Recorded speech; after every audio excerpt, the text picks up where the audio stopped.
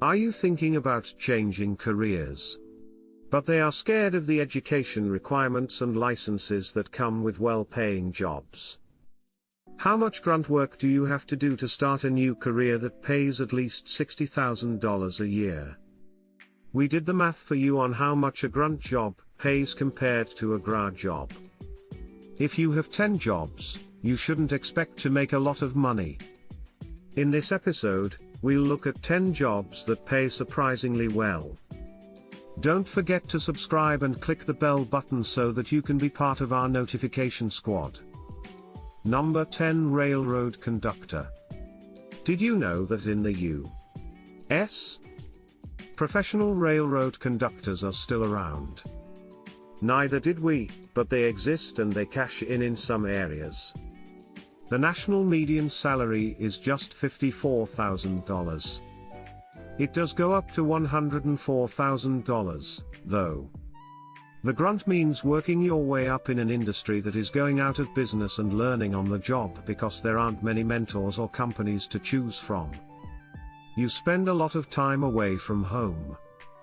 But the grunt is you get to see the country in an old-timey kind of way. You can feel like you did when you got your first train set, and you can avoid the 9-to-5 grind until corporate America kisses your caboose. Number 9, Crab Fishermen who get paid $5,000 a month to work miserable jobs like catching crab in scary storms.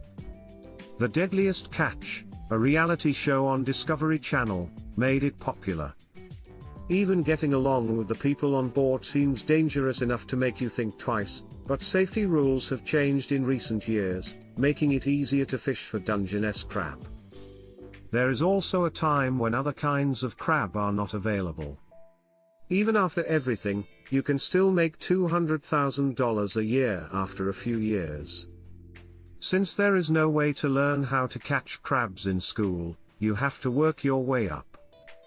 You have to find a crew that you can trust and respect to teach you the ropes when you start as a deckhand and have to leave your family behind to work. The grass is having a non-traditional job and 6 figures to roll hard on in your few days on land.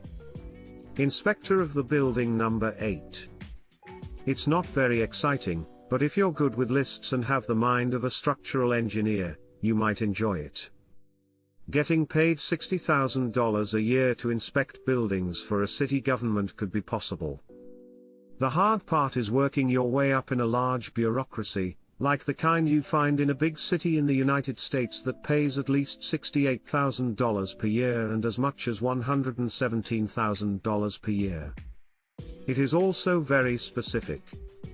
So you'll have to give up other career paths and study for a standard test for a few months. But cutting grass is a good job that pays well, has regular hours, and always needs your skills. Number 7, here's an egg donor for the ladies. It can be profitable, but it can also be hard, and it's not really a job in the sense of a role in a business. But a chance you can turn into your full-time job. If you really want to make money, the grunt will change your cycle so that you feel like a human petri dish, and you'll never have to deal with the moral dilemma of making a human. But each grant can be up to $14,000. So you could make about $140,000 a year if you worked back-to-back cycles and took 2 months off. Number 6, Doctor of Anesthesia. When anesthesiologists sit quietly at the bedside next to a famous surgeon, they look like low-level nurses or technicians. They are actually doctors who make a lot of money. Like any other doctor, they have to go to med school, which means getting a 4-year degree, studying for the standardized test to get into a good medical school, going to medical school for 4 years, and then doing a 1-year internship and a 3-year residency. Some anesthesiologists do more than 12 years of residency and then have to study for and pass the board exam to become board certified. That board certification is an important credential to have if you want to be trusted to help someone through a major surgery and recovery safely. But the graph shows that you make more than a general practitioner, pediatrician, or psychiatrist. So, on average, Anesthesiologists take home $294,811. That's the average for the whole country and for larger US cities. Their annual salary is between $400,000 and $500,000. Write for the federal government, you can be a writer or editor for the State Department. You won't be analyzing foreign policy or writing speeches, but you will be looking at communication documents and the way the State Department works as a whole. Makes you between $95,000 and $123,000 a year. If you'd like to do something similar for the Department of Energy and suggest standards for documentation for adults and other reports, you could start at $79,000 and go as high as $123,000. As a grunt, you work your way up in an adult bureaucracy by learning to speak bureaucratese and memorizing templates and standards. The grass is where the money, good benefits, and job security are. Longshoremen are number 4.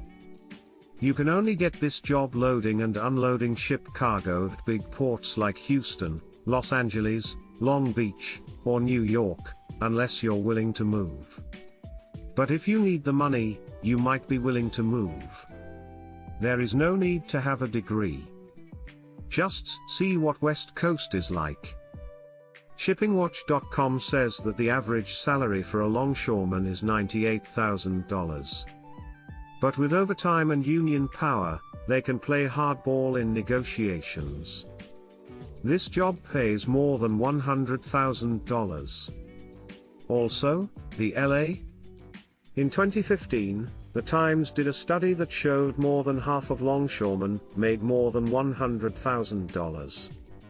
Foremen and managers make more than $200,000 a year. Some bosses get $300,000 a year, and everyone gets free health care.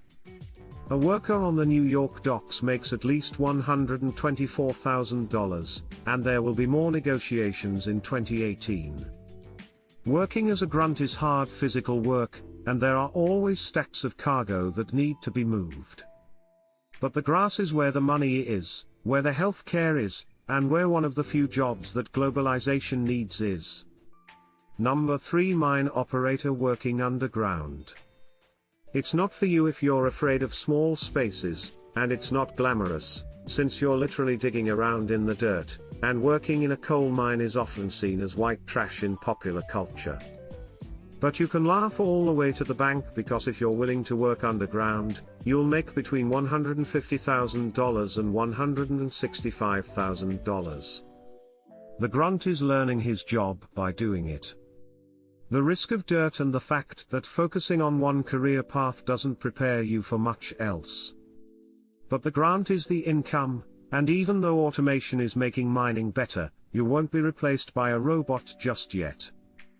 That is, people will want you for a while. Number 2 is city employees, at least those in wealthy towns. In some cities, like Santa Monica, you can make more than $143,000 without going to college, but we chose the silliest job that pays 6 figures in that city, farmer's market manager. In fact, Santa Monica has 105. In 2016, people made more than $300,000. To the horror of the watchdog blog Transparent California, the city's global reach and the steady flow of tourists that come there as a result cause high occupancy taxes. That is how much the city gets from hotel bills and parking taxes. This money goes into the city's coffers and helps raise wages for everyone. The grunt is a boring bureaucratic job, and if you're the assistant city librarian making $220,000 or working in another overpaid job, the grad is, well, you're overpaid and you're in sunny Santa Monica or another rich city living large as the number 1 firefighter running into burning buildings and staying fit enough to regularly charge flights of stairs. Perhaps not. Think again, because it does have its benefits.